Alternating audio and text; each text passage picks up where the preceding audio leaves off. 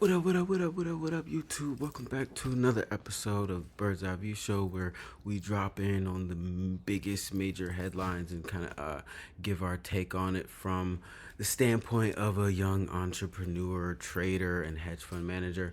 But I still kind of feel like a regular guy, so kind of sift through the biases that all the different news outlets have and kind of give everybody a clear take on everything. Something I like to do on the this show specifically is like compare how like CNN versus ABC kind of gives off the data, because they all come across a little bit different based on their biases and whatnot. So it's definitely cool to see that and talk about it. But this is the 50th episode of the Bird's Eye View Show. I didn't realize until I checked right before I started recording this that it was the 50th episode. So if we can get 50 likes or like 50 comments, 50 something, do 50 something for this episode. But if you think you're gonna get some value out of this, go ahead and hit that like button, that sub button, and that bell icon. Like I always say, all that tells the algorithm that this is good content, it needs to get pushed forward, so it would make it easier to continue doing this content. I wanna hire a team soon to make this a little more streamlined, kind of you kind of need a team around you to succeed in any space. For real, I've built teams around me in a lot of my other aspects of life, just not in the YouTube content space. So definitely those little things, pushing the algorithm farther, supporting the channel, is gonna help in the way of getting that set up. But without further ado, let's go ahead and get into it and see what they're talking about. As far as I know to this point, India attacked Pakistan because they think Pakistan attacked them. Like, it was a really bad attack, and they blame Pakistan for it. But Pakistan denies it. So it's gonna take me doing a little bit more research into it all to really get a more generalized opinion on it for real. But I don't really have an opinion on what's going on. I don't want these people to go to war because they're both nuclear powers. So that's on the table as far as like escalation goes when you're talking about these, especially these two volatile countries here. So like I said, I don't want to talk y'all head off. Let's get into it. It's gonna give me an ad. Watch. The PPL provider that we use is iSpeed to Lead. What I like about... I'm sorry about that. I hate ads.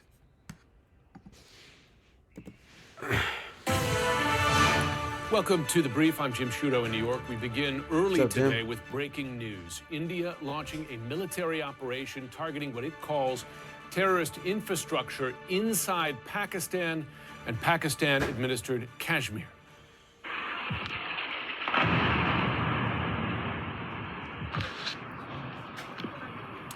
The sounds of explosions during those strikes. India says it struck 9 targets, adding that none of them are Pakistani military facilities. A Pakistani military spokesperson says the country will respond to those attacks, adding that at least 3 people have been killed in the Indian strikes. So they just said outright, yeah, we didn't even aim for military targets.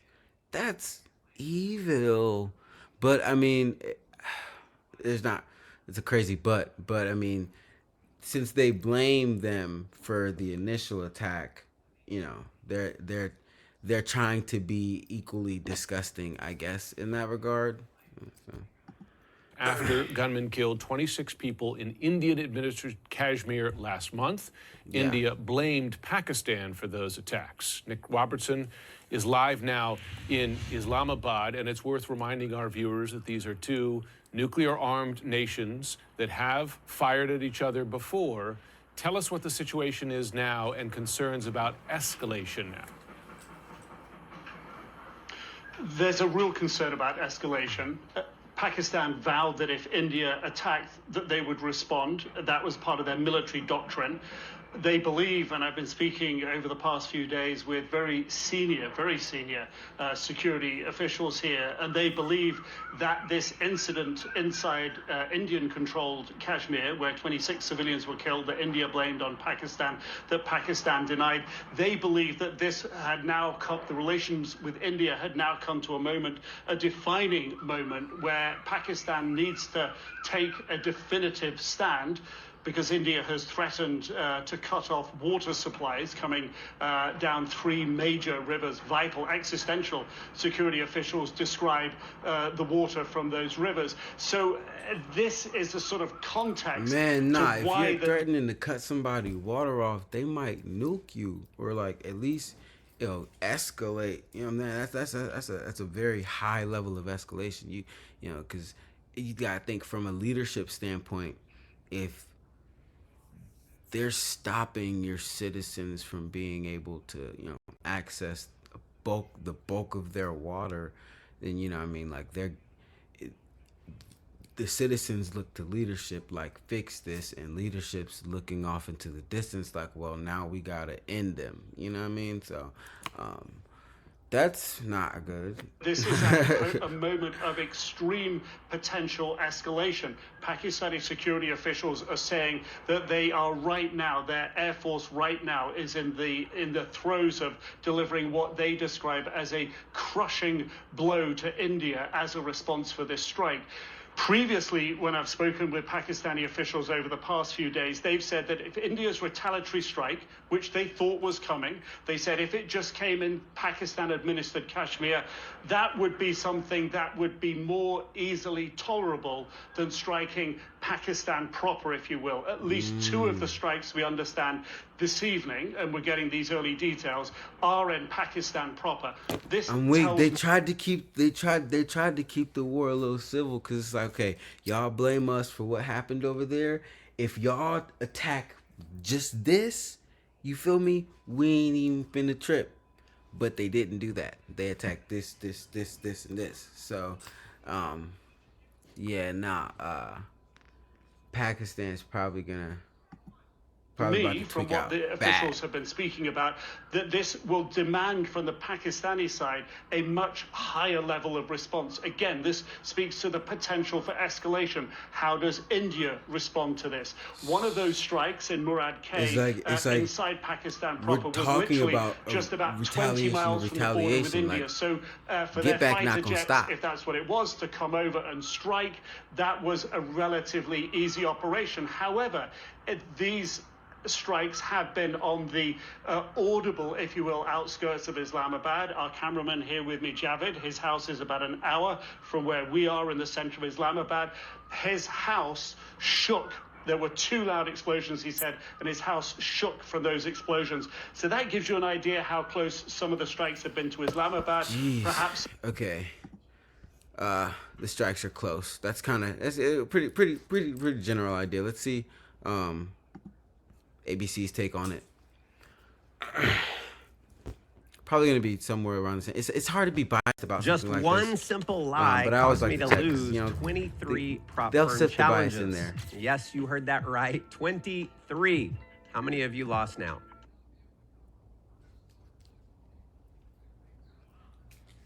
And we want to start with breaking news right now at this hour. ABC News learning that India has fired at least 3 missiles into Pakistan. Pakistan's army confirmed which regions were attacked, while India's army released a statement saying that Pakistan is firing back and violating a ceasefire agreement.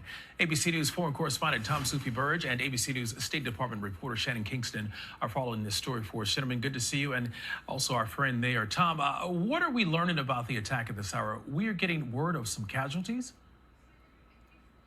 Yeah, DeMarco, we're just getting word from the Pakistan. I'll mention before he gets into it, CNN didn't mention the ceasefire agreement per se, but I guess the timeline of when that ceasefire agreement was signed may influence if that matters or not as far as like quote-unquote bias, but we'll see in a second. Pakistani government, who says that at least 3 people have been killed, at least 12 injured in these attacks by India. So coming across the border. So we're just getting these details as I speak. And of course, just to remind viewers, This is India's response, it says, to a terrorist attack in the province of the region of Kashmir. Remember, Kashmir is basically a region which is disputed between India and Pakistan. And it happened last month. 26 people were killed in that terrorist attack. Now, Pakistan denies any involvement in that attack, but the Indian government accuses Pakistan of funding militant groups in Kashmir and effectively being responsible for that terrorist attack. And this is India's response, which we thought that's a little bit better context. It's not that they blame them necessarily directly for the attacks, but they blame them because they're funding the groups that did carry out the attacks. So whether they deny it or not, those groups did carry out the attacks. I'm not sure how much evidence is, on the table as far as like the link between them and the group that carried out the attacks, but I'll have to look into it a little bit more, get a little more context before this escalates a little bit, which I will be diving into pretty deep tonight. So hopefully before something else crazy happens, or when something else crazy happens and we come back and do another episode, I'll definitely have a little bit better context to really comment on it a little bit more. what has been coming. To be honest, analysts have believed that the signs from the Indian government of Narendra Modi have been that India will strike militarily back at Pakistan, and that's what's happened. We now understand that Pakistan has responded from the air and the ground. And I think the main point, just to ram home to people right now, DeMarco, is that these are two giant nuclear nations. Now, they've been at war in the past, particularly over Kashmir, but India and Pakistan have been, coming out with pretty fiery rhetoric within the last few days since this terrorist attack in Indian-administered Kashmir, which India blames on Pakistan, but Pakistan once again says it had no involvement at all. But this is a very, very dangerous situation. Yeah, so they say they have no involvement, but somewhere there's been a link. Either like I don't feel like they just want to be at war for no reason. Like I feel like they probably found some link somewhere that makes them think that even if Pakistan is innocent in it, there's something that makes India think that Pakistan is funding that group that attacked them. So, like I said, I'll get more details on it, dig into it a little bit more. They're basically in a shootout at this point, and let's hope that some of the bigger players, take an interest. I'm sure they already have, and meeting with some leaders and de-escalating this, because oil prices are about to go up. For my traders out there, we're definitely going to be getting some. I thought definitely was looking for oil to go a little bit lower, based on some fundamental stuff. But now that this has happened, I think we'll probably either stay consolidated in the range that we're in due to the manipulation, or it's gonna start buying. But we'll get into that on one of the market breakdowns later in the week. But as far as like how crazy is it from a 1 to 10 standpoint, we're probably at like a 6.5 to 7. You know what I mean? So like it's not like super panicky at the moment, because like they said before, they've been in shootouts before. It's just a matter of like right now, it's just come with a little more aggression right now. So world leaders definitely got to tread lightly around this situation, diplomatically de-escalate it and whatnot. But I'm sure they're already getting to work on that right now.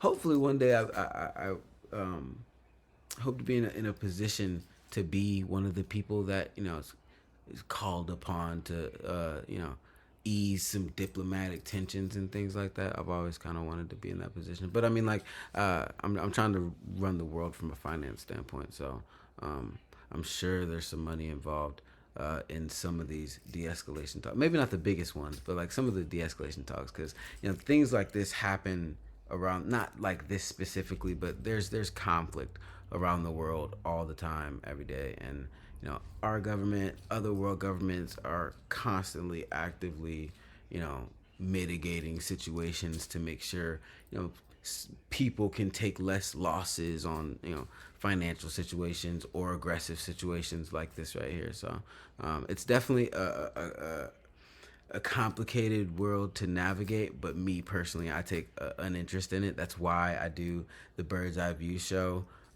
Just kind of like a little political sideshow to just kind of drop in and commentate on this stuff, because it's always been a big interest, and it affects the markets that we as traders trade every day. And being tapped in from this standpoint, now you don't have to be tapped in from a fundamental standpoint, from a news standpoint, to be successful as a trader. I have traders on my team that don't really care about fundamentals, but